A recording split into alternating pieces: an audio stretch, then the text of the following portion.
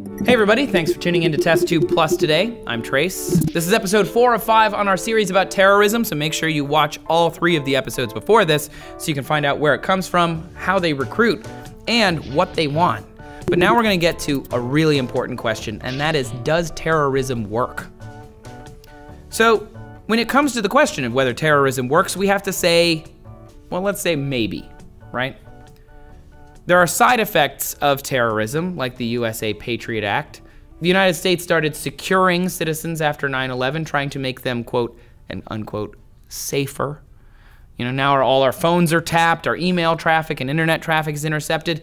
You could argue that we are less free indirectly because of terrorism. And again, freedom is a, abstract concept, but we can still send emails. It just might be that somebody's looking at them.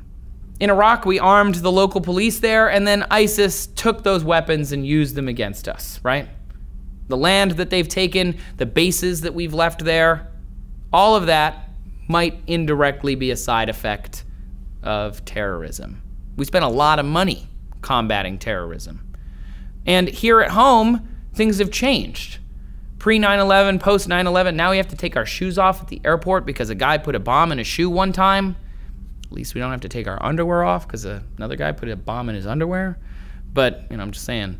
But there's also local police here who have been more militarized. And that military equipment comes because of increased military contracts, which comes because people are afraid of terrorism.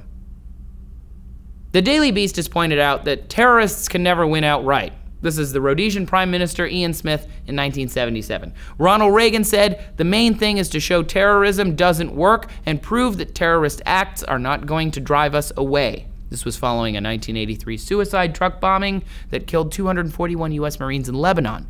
Margaret Thatcher described the Irish Republican Army's attempt to kill her at a 1984 Conservative Party conference as a fundamentally futile strategy.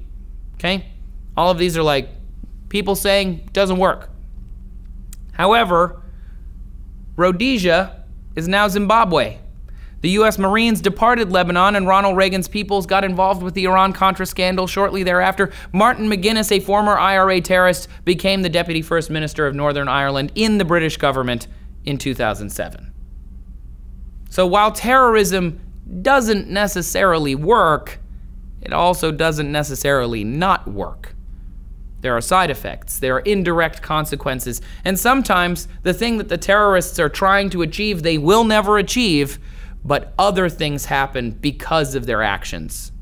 And just to give one more example, a study published in the Quarterly Journal of Economics found that from 1988 to 2006, local terror attacks caused Israelis to be more willing, not less, more willing to grant territorial concessions to the Palestinian state. Terrorism doesn't always fail, but it doesn't always succeed in the way that you think. A 2014 study by John Mueller and Mark Stewart partnered the Cato Institute, Ohio University, and the University of Newcastle in Australia. And they found, based on an estimated $75 billion in annual counterterrorism spending after 9/11 by the US government, authorities would have to thwart, get ready for this, 150 Boston-type attacks per year, 15 London-type attacks per year, or one 9/11 attack every 3 years to justify the amount of money that they're spending. That is another indirect effect of terrorism, $75 billion just in the annual counterterrorism budget. That's crazy. But let's be honest. Break it down, real talk. Seriously, terrorism does not work. It doesn't. There may be indirect effects. There may be other things that happen because of it, but terrorism itself doesn't work. The Combating Terrorism Center at West Point Academy released 17 declassified documents seized from Osama bin Laden's Abbottabad, Pakistan compound. 5 weeks before his death, bin Laden privately instructed his lieutenants to refrain from killing civilians. The documents suggest that he was becoming more aware that the acts of terrorism were not working. It was counterproductive to what they were trying to accomplish. And perhaps he knew that because he saw the data. Terrorism doesn't work. In an analysis of 457 terrorist campaigns since 1968, George Mason University's political scientist Audrey Cronin found not one extremist group conquered a state, and 94% of the groups failed to gain even one of their listed strategic goals.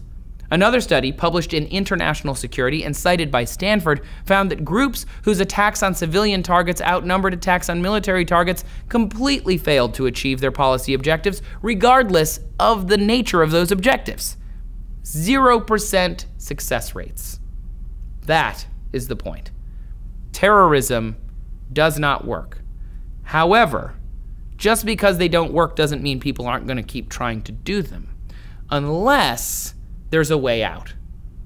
So what happens when somebody like Osama bin Laden says to his lieutenants, stop doing this the way we've been doing this. Stop doing terrorism like this. What if you just want to end it? You just want terrorism to stop. You just want your group to stop doing this. What happens then? Does that ever happen? You can find out tomorrow on Test Tube Plus for our last episode on terrorism, so make sure you subscribe for that. You can also check out the previous 3 episodes on terrorism, where it came from, what it's all about, why they recruit, how they recruit. Make sure you check those out as well. Links in the description. And thanks for watching Test Tube Plus. We'll see you tomorrow.